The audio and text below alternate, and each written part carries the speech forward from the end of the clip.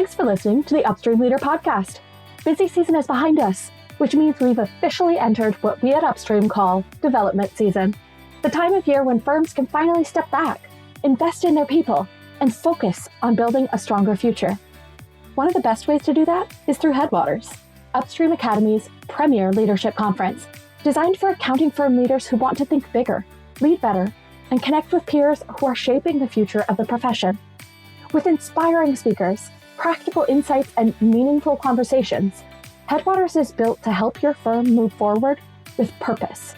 And this year is especially exciting as we celebrate the 25th anniversary of the Headwaters Leadership Conference, marking 25 years of leadership, innovation, and impact across the profession. If your firm is ready to focus on growth beyond busy season, now's the time. Visit upstreamacademy.com to learn more and register. That's upstreamacademy.com.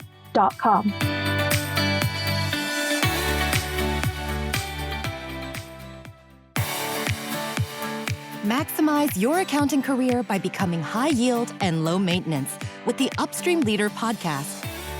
Your passport to improved knowledge, skills, and career potential. Stay tuned for insights, expertise, and thought-provoking discussion. And now, here's your host, Jeremy Clopton. Hello, everyone, and welcome to the Upstream Leader. My name is Jeremy Clopton. Glad to be with you here today. If you listened to my last episode on the show, we talked about the most important question that firms need to be asking themselves today.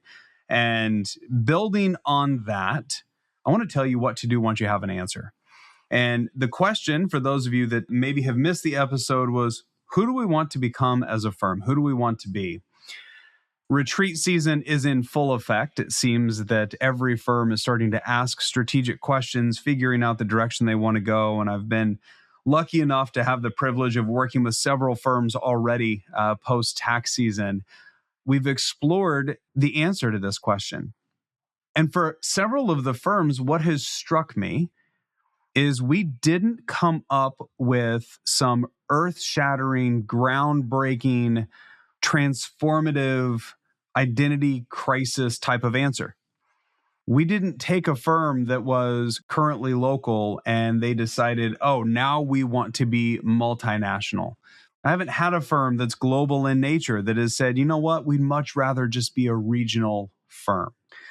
In every one of the retreats, we've given this question to the shareholders, the partners, the principals, however you want to think about it, the owners of the firm in advance, so that they had plenty of time to reflect on it. What almost every firm came back with was, we really like who we are. So far, that has been the most common answer to the question of who do we want to become? We don't necessarily want to change. We want to become who we already are. However, we want to be a better version of that. That's been the most common thread that I've seen so far in retreat season. And even talking with firms where I've maybe not been at their retreat, but I've been talking with leaders.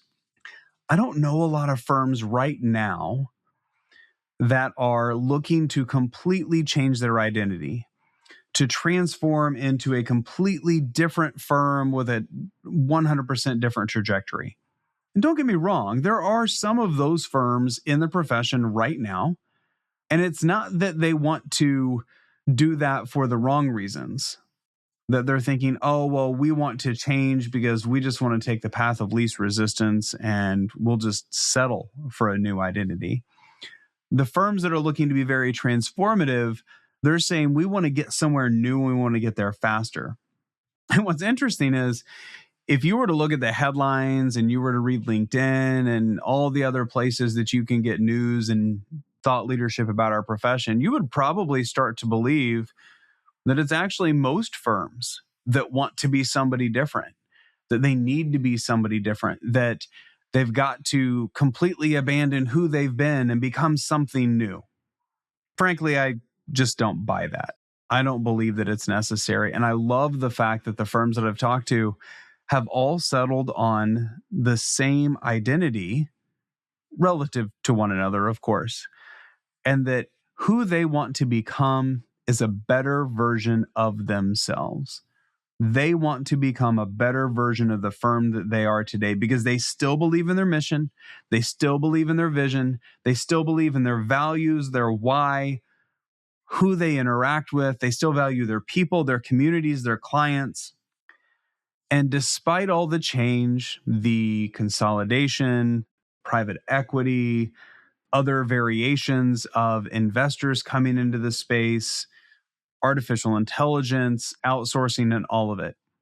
By the way, none of those things good or bad. They're just what's going on in the profession. But despite all of those, the firms have said, you know what? We want to become a better version of ourselves.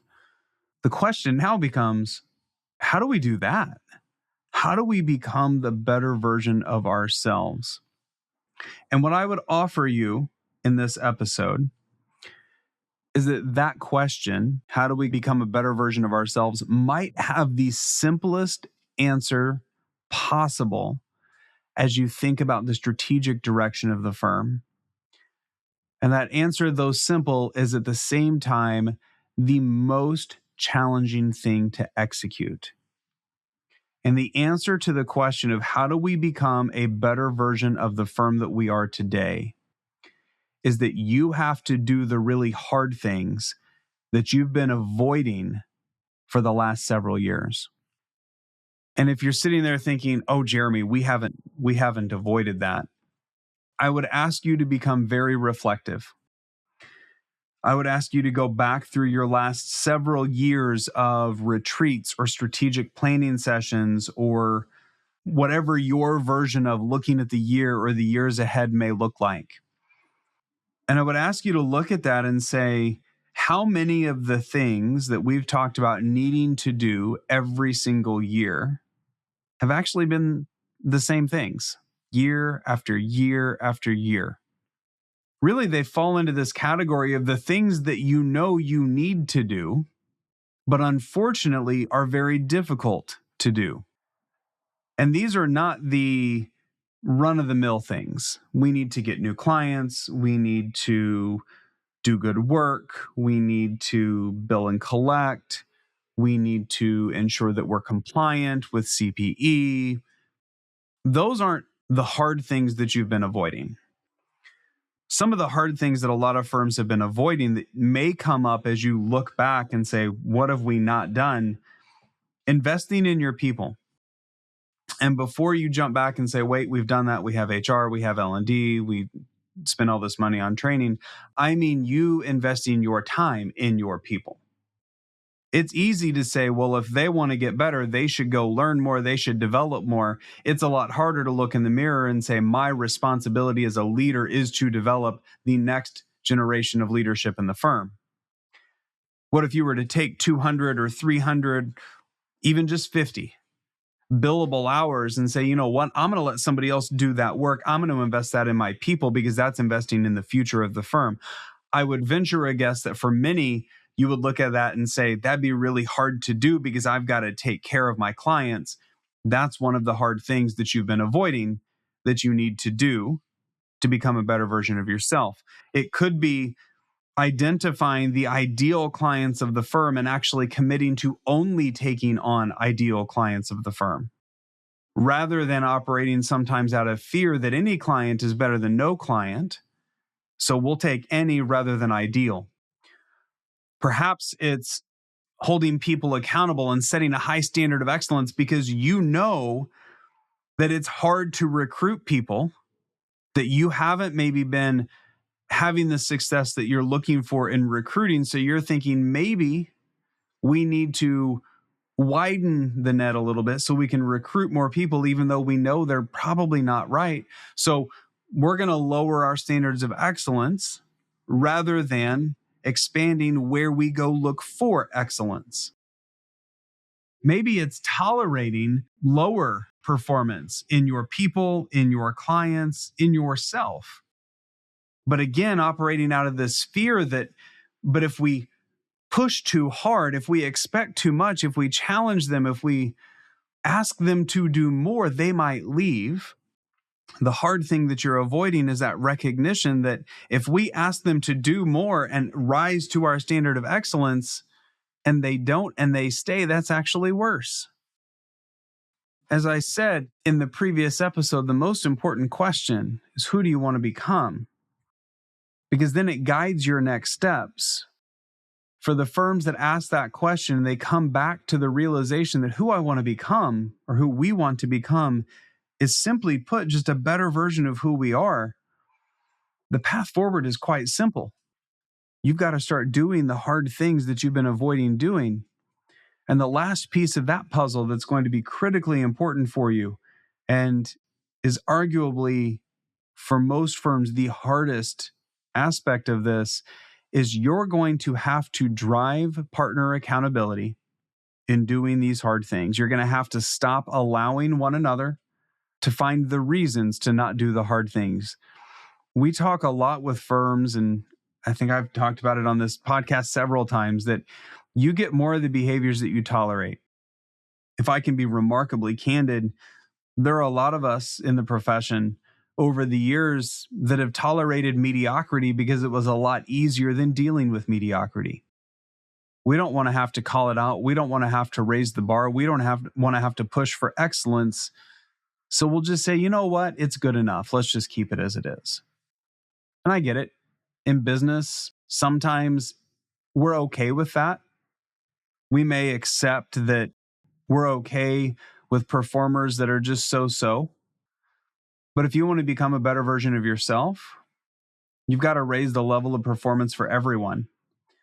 And the one place you can't tolerate mediocrity is in the partner room. You've got to figure out, how do we stop allowing ourselves to come up with all of the excuses that we do? And I know you sell them as reasons, not excuses. They're excuses.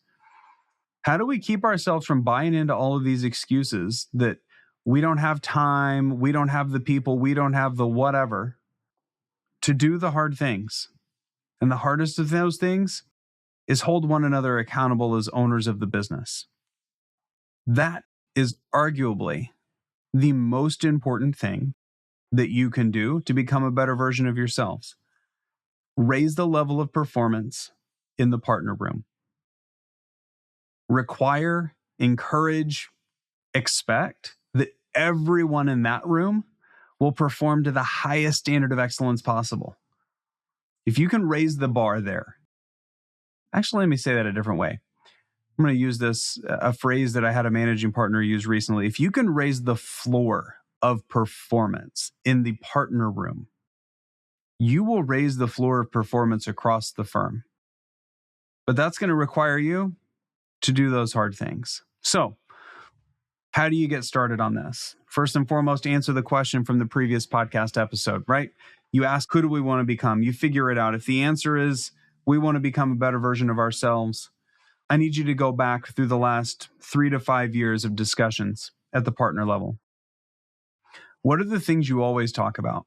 Time and again, they come up, you talk about it, you agree to it, you don't do it, you talk about it the next year. I don't need you to make a list of 40 of them. I want you to identify, what are the 3 most important hard things that as a partner group you've been avoiding. And then commit over the next 12 months to do those things. If you can do that, you can become a better version of yourself. I'm very confident in that.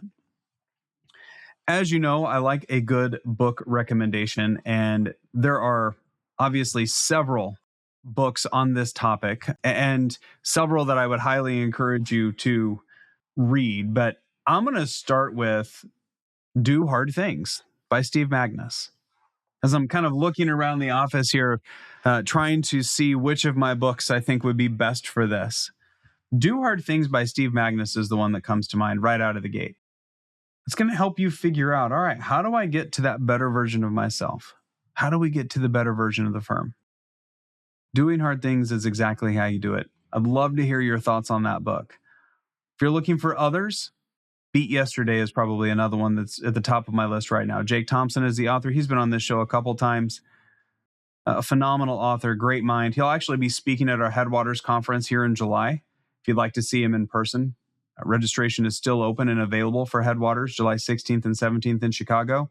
But Beat Yesterday is Jake's newest book. A great resource for you on that as well. So with that, as you move forward, again, revisit that previous episode, ask the most important question of firms today, but then ask yourself, if I'm trying to become a better version of myself, what are the hard things that I've been avoiding? How do I get some accountability there? If you're looking for some ideas, you want to talk about this more, don't hesitate to reach out to me. You can connect with me on LinkedIn, or you're welcome to shoot me an email at any time. With that, I thank you for joining me on today's episode of the Upstream Leader. Can't wait to talk to you again soon. Thanks for joining us on the Upstream Leader podcast. We hope today's episode has enriched your understanding of what it takes to become a high-performing leader in the accounting profession. If you'd like to hear more episodes, subscribe on your favorite podcasting app and visit our website where you'll find full show notes and more. theupstreamleader.com.